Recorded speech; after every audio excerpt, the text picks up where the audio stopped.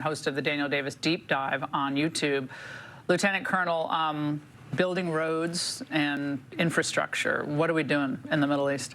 Look, I mean, those bases have been there for a long time. I mean, if there's anything more to build, it should have already been done because they really haven't been. That's the big question. And then what are they actually doing? Are they just, well, I can tell you what actually most of them are doing. They're just sitting out in the middle of the desert waiting to see if they're going to get killed. And that's exactly what happened here. There is no, I don't care what anybody at the Pentagon says, there is no valid military mission that benefits the United States that any of those troops are doing in Iraq and in Syria. And the longer we keep them there, the more of these caskets are probably going to come back to Dover. The saddest thing is to hear that these men and women were in their barracks sleeping, most of them, and this drone hit, killed those 3, injured others. They didn't know anything was coming.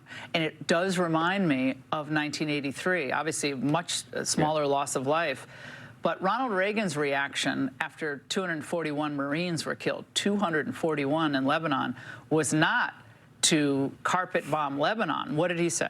Yeah, I'm so glad you brought that up because everybody wants to talk about what Reagan did when he struck Iran in a certain case on the water, but they never mentioned what he did there, which was the much bigger issue, which was instead of escalating a war, he shut it off, he cut the losses, and he made our country a lot safer, and he ended any of our future losses. So we didn't have any more. He pulled our people out of Lebanon. And he brought back and kept them safe. And that's what President Biden should have done years ago. He definitely should do it now. Well, Reagan also understood, I think, in 1983, we were not yet the economic powerhouse that he wanted us to be. We were still, building our economy. It wasn't really until 87, 88 that things really started to hum, 84, 85, 86. But I think it was peace through strength. It wasn't just get involved in every conflict and hope it works out. Exactly. He recognized it to build strength for America. We need to not be throwing our money away and our soldiers away on pointless military missions. Let's preserve that so we can build our actual strength, our economic strength,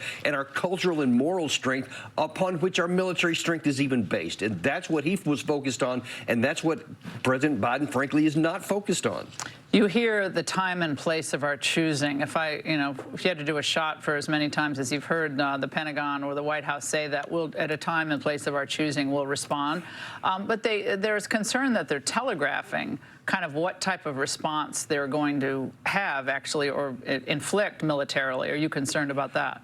Yeah, I mean, I agree with what I heard Molly say earlier tonight. We need to just be quiet about this, make all the plans in the background, and then let them find out when bombs are falling or whoever it's going to be, and then they'll know what's going on, as opposed to having telegraphing it like this. But I just can't say enough that we need to stop these pointless missions, because I don't want to hear any more of this nonsense about, we're going to be tough and we're going to hit at a time and place of our choosing, and this whole don't. Oh my God, that's a policy. That's embarrassing. It's embarrassing. No. It doesn't deter anybody anything. It doesn't make people think we're strong. But these aren't going to do it either, because they see that these little pinprick strikes we've had have not deterred anything. What about the Secretary of Defense sitting across the table from the NATO Secretary General yesterday, and he had to read 2 lines? He had to sit and read 2 lines about obviously feeling, a sense of loss about our troops and, how we're going to stand firm.